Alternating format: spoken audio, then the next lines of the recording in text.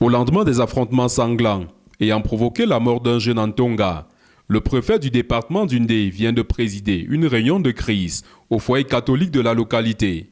Dans un ton ferme, l'autorité administrative a condamné les comportements qui s'écartent des lois de la République. Quiconque s'écartera de cette conduite qui est prônée par les lois de la République trouvera la force de la loi et on lui opposera le droit, parce que nous ne pouvons plus tolérer qu'un petit groupuscule qui aujourd'hui à la solde de quelques personnes tente de prendre en otage cet arrondissement et croit qu'ils peuvent dicter la loi.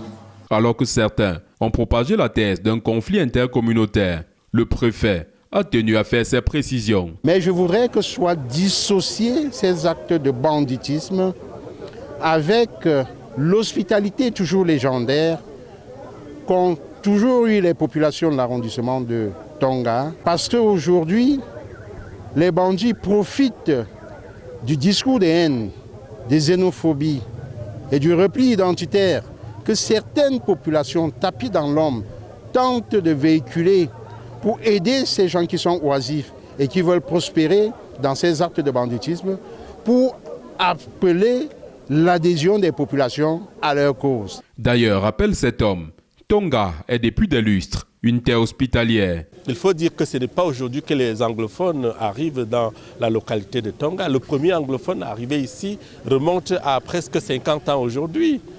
Je sais, mon père lui-même a eu à héberger un anglophone il y a de cela une quarantaine d'années. Sa famille vit paisiblement au quartier 16 sans aucun problème. Pour lui, il importe de faire une analyse profonde des causes de ce conflit qui a surtout connu la participation des jeunes et d'y apporter des solutions. J'ai proposé l'organisation effectivement des causeries éducatives régulières pour dire à la jeunesse quelle est sa responsabilité. J'interpelle les opérateurs économiques parce que ces jeunes-là parfois sont en chômage, ils sont dans l'oisiveté totale. Il faut que les opérateurs économiques se mobilisent pour créer des exploitations agricoles, par exemple, parce que Tonga est une terre très fertile.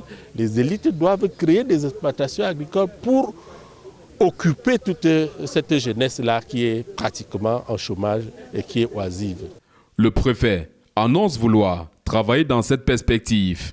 Les chefs traditionnels, les autorités politiques et religieuses, les forces vives et les représentants des communautés installées en Tonga ont pris part à cette réunion visant à faire le point et poser les balises d'un retour à une paix durable.